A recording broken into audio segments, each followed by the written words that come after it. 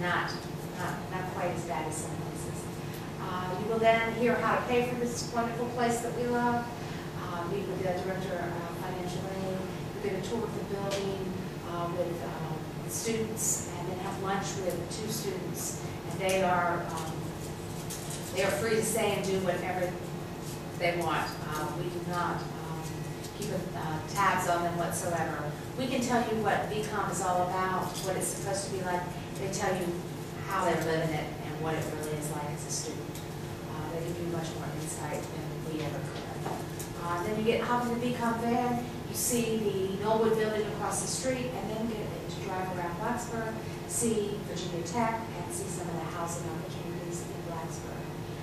Blacksburg has lots of fabulous undergrads, but you don't want to live in undergrad housing in Blacksburg if you want to be able to study and sleep if you want to.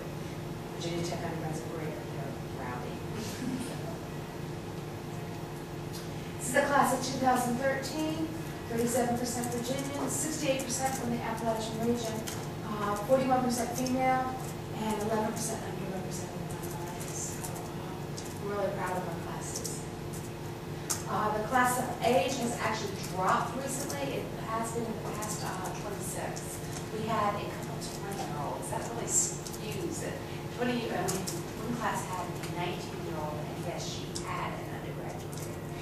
So, pretty impressive. Our oldest student has been 52 at matriculation. She graduated last year. And that's how you can contact us. So, any questions?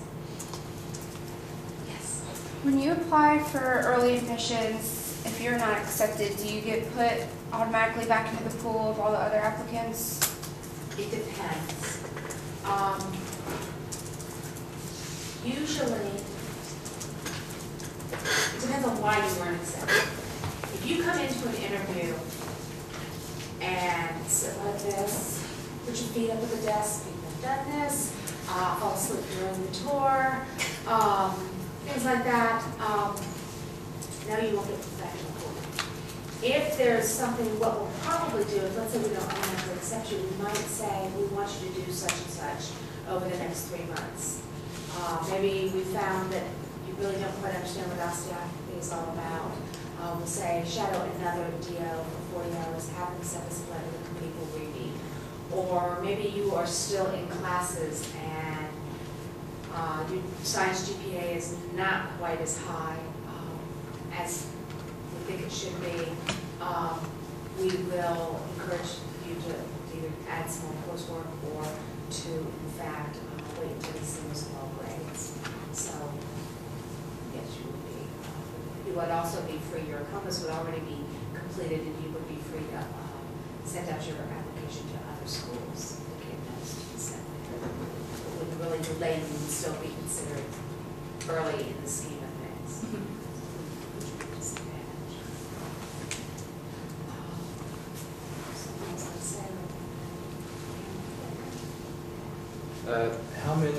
How many people share one cadaver in academic class? It's 5 or 6 to a cadaver. I think, actually, we just increased our class size to 189, so it's probably 6 always now.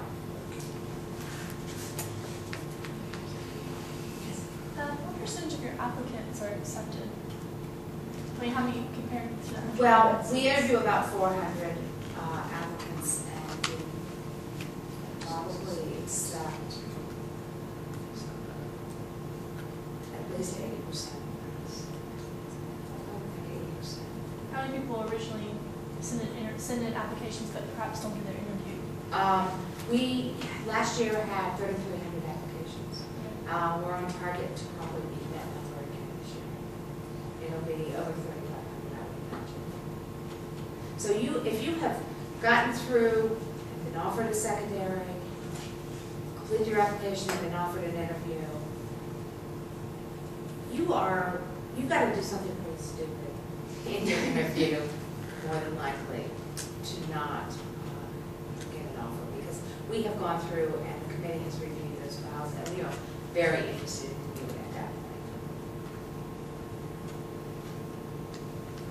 point. If we're out of state, like I'm from Texas, but am I still considered an Appalachian because I go to Clemson?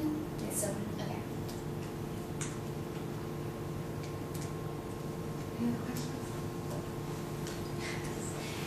Do you know exactly where the Spartanburg campus is going to be? Yes, I do, but I haven't been there.